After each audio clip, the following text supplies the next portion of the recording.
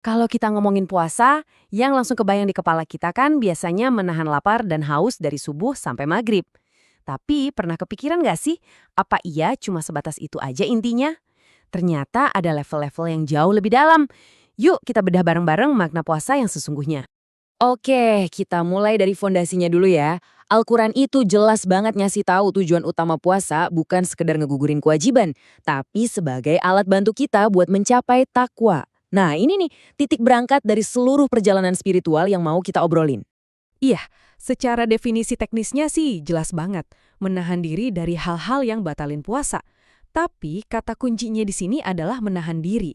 Pertanyaannya, menahan diri dari apa aja? Nah, disinilah pembahasannya jadi makin dalam. Nah, disinilah yang seru. Ulama besar Imam Al-Ghazali punya pandangan yang luar biasa. Beliau ngelihat puasa itu bukan cuma satu tindakan aja, tapi lebih kayak sebuah pendakian. Semacam tangga spiritual dengan 3 anak tangga yang bisa kita naiki buat ningkatin kualitas diri kita.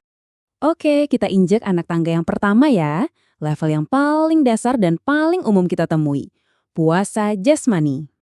Ini level puasanya orang-orang awam, atau ya kebanyakan dari kita mungkin.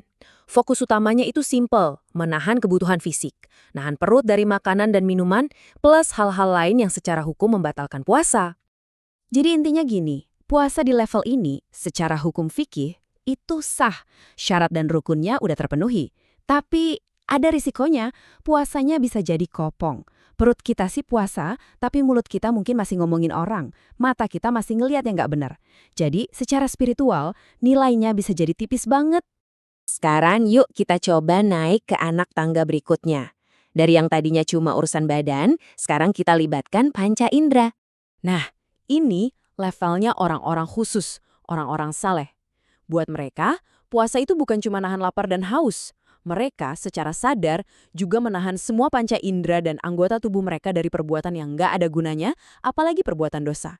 Nah, ini keren banget kan? Bener-bener nunjukin kesadaran penuh, bukan cuma perut yang puasa, tapi lisan, mata, telinga, sampai tangan dan kaki juga ikut puasa.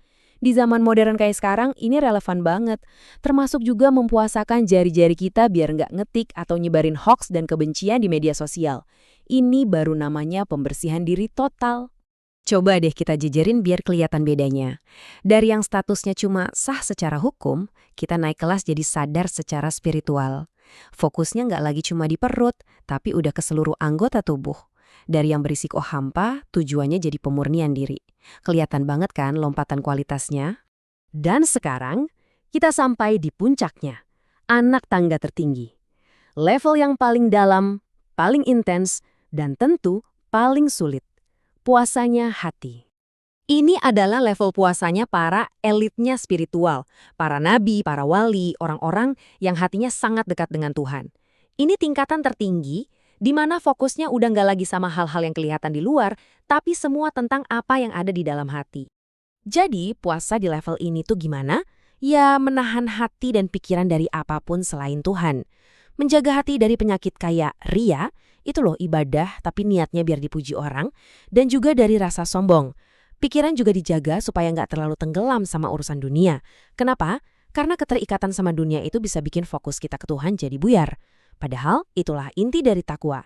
Jadi fokusnya benar-benar 100% vertikal cuma ke Sang Pencipta. Wow, kalimat Imam Al-Ghazali ini benar-benar nangkep semua esensinya. Buat orang-orang yang ada di level ini, sekedar ngebiarin hati dan pikiran mereka berkelana mikirin dunia secara berlebihan aja, itu udah dianggap cacat puasanya. Bayangin deh level konsentrasi spiritual yang dibutuhkan itu setinggi apa. Oke, kita udah lihat ketiga level puasa ini. Terus, artinya buat kita apa? Nah, yuk kita lihat gimana caranya ini bisa jadi semacam peta buat perjalanan kita masing-masing. Nah, yang paling penting buat kita ingat nih, 3 tingkatan ini bukan alat buat ngejudge puasa orang lain atau bahkan bikin kita minder sama diri sendiri. Bukan, anggap aja ini kayak roadmap spiritual kita, sebuah panduan buat bantu kita tumbuh, buat naik dari satu level ke level berikutnya. Jadi, kalau kita rangkum, tangga pendakian spiritual kita dalam puasa tuh kayak gini. Mulai dari yang paling dasar, puasa jasmani. Naik satu tingkat, puasa panca indera. Dan puncaknya yang paling tinggi adalah puasanya hati. Setiap langkah adalah sebuah upgrade kualitas. Dan disinilah indahnya Ramadan. Ramadan itu datang tiap tahun bukan cuma jadi rutinitas, tapi jadi semacam sekolah spiritual tahunan buat kita. Sebuah kesempatan emas buat nyoba naik anak tangga itu lagi, setahap demi setahap buat jadi versi diri kita yang lebih baik dari tahun kemarin. Nah, jadi sambil kita ngejalanin puasa, coba deh kita refleksi sejenak. Pertanyaannya adalah, Ramadan kali ini kira-kira anak tangga mana nih yang jadi tujuan kita?